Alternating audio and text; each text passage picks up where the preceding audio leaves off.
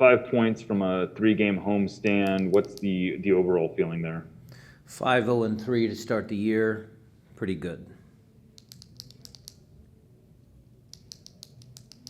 Stephen Egan. Hi, Coach. Your opponent tonight did a good job of staying compact at the back, kept everything in front of them, and limited your ability to transition. Outside of scoring a goal, what are some of the things that your side can do to break open a game like that? Probably be a little cleaner in our, we missed a couple passes again. I thought we created some, good half chances, but the final pass wasn't there. The decision making sometimes of, our players, whether to, their first touch takes them away from goal or they turn a corner. You saw that one time when Christian got around ring and attacked the goal. Brad, I think, can do that more often. I think the amount of numbers we have in the box, because Freddie was playing in the pocket next to Christian, so do we get enough numbers in the box? There's certain little things that we want to do to, make sure that we stay goal dangerous for sure. Nico Moreno.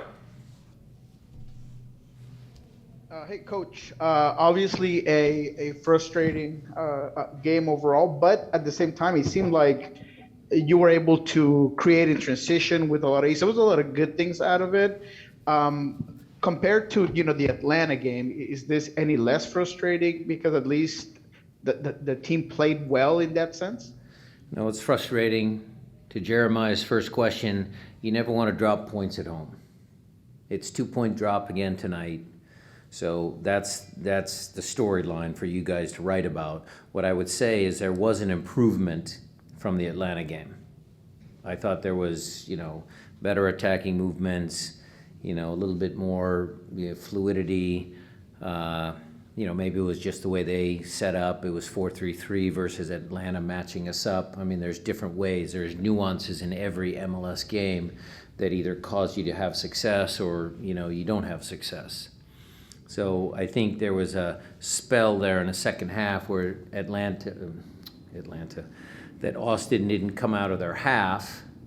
We're on top of them, but we just couldn't get the breakthrough. And then what they did well, compared to Atlanta, was I thought Austin was pretty effective in some of their transition moments in the second half when we committed numbers forward. So different game than Atlanta, but the same result, 2 points dropped. Masvida. Yeah, Brian, having said all that, I just wonder if you talk about Stefan Cleveland and how he's maturing into that role, and obviously a big save to keep you guys in the game and possibly get points out of it. Maximum points, I should say. Awesome performance by the kid. Really good. He's been good and he's been steady and he's a good goalkeeper. But the reason why we like Stefan Fry so much over the years is he could always come up with that one big save when your team really needed it. And I think Cleveland showed that tonight, Maz, that he was able to come up with that one save to keep us in the game. And so that's a real step forward, even though, he was already going forward. I mean, we still have a lot of confidence in the kid. But that save tonight was big time. John Marshall.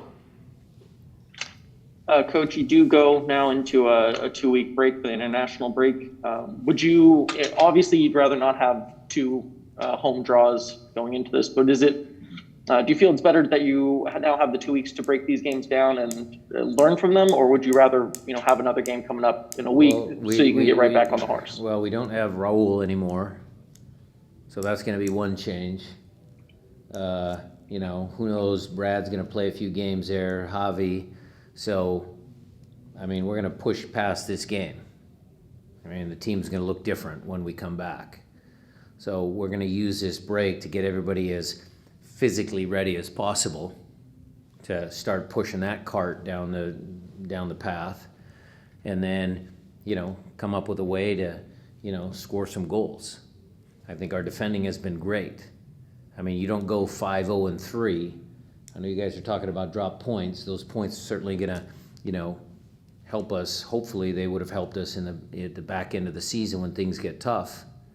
But I'm still immensely proud of 5-0-3. I mean, I can't sit there and, lie to you guys and say, no, we're not disappointed. There's a group in that locker room that busted their butts today to try and score. That would have been a great storyline for Freddie Montero to, finish that play and score the winning goal, birth of his child. Those are the things that are the positives. The positives are another clean sheet. What I was checking with Alex was, I don't know, one of you guys can figure that out, if, no goals from the run of play after 8 games is an MLS record. You guys can look at that, because that's something that deserves mentioning besides the 2 drop points. All right, guys. Through 8 games. Please, if you have a question, use the hand raise function. We only have one more in the queue at this 5? point, so we'll go to John Lupo. Brian, you just mentioned it, eight games, no goals allowed against the run of play. Well, what do you think that's a tribute to overall so far? What do you think has been the biggest key to not allowing a goal in the run of play so far? It's a tribute to the coaching staff that does a great job with those players. It's attributed to the players buying into the new system. It's attributed to the forwards doing the dirty work, the stuff up front. JP had another monster game today. Josh Atencio started off the year today great. Christian puts his heart and soul into the team. Alex Roldan has come forward and been great. Nuhu, you guys talk about Nuhu. I mean, Shane O'Neill's come in and done his job. Javi's done his job. Yaimar's done his job. I mean, it's the whole team effort to get us without, any goals from the run of play after 8 games. That's a team award. All right, looks like 2 more follow-ups, so we'll go to John Marshall. Coach, the one change from the lineup was Montero starting over Bruin. I'm curious your thoughts on making that decision and how you feel that worked today. It worked great. Freddie was good.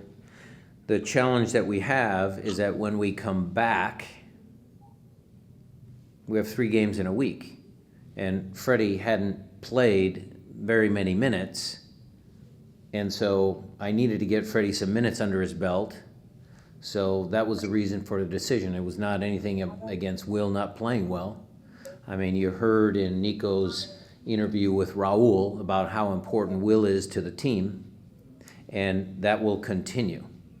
Sometimes those decisions aren't easy for the player that's come out of the lineup, but Will is a team guy, and he understands that, and he knows that he's going to get a bunch of playing time, in the next 5 games.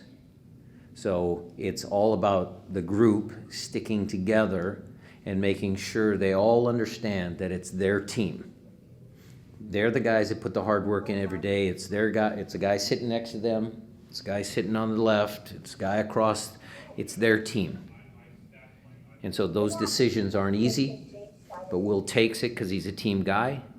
And Freddie came on and delivered what we expect out of him, which was some good possession. Played in the pocket well, and again, it's just a shame that he couldn't, get rewarded for his work with the goal. And then, you look, when Will came on, he was pretty good too. I mean, he was hungry for a goal, and it was a shame we didn't get the right service to him, because I thought he was active in the game. Jeremiah, why don't you close us out?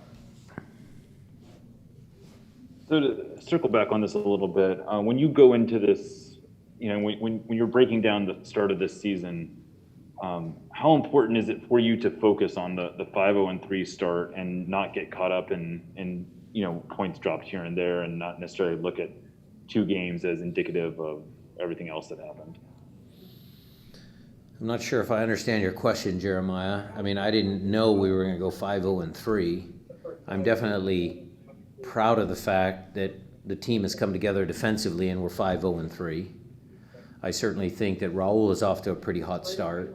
I thought that Alex and Brad at certain moments in certain games, combined well on the flanks. And, it's MLS. You're gonna have games like this. You're gonna have games where, teams, come in here and play well, even though you've devised the tactics to try and, exploit them or, focus on your strengths. That's just the way it is. So for us, what it is we will watch the tape. We will make the shifts when guys have to leave. The next guy has to step up. I mean, nobody asked me about Danny Leyva. I thought Danny Leyva came in and did a good job.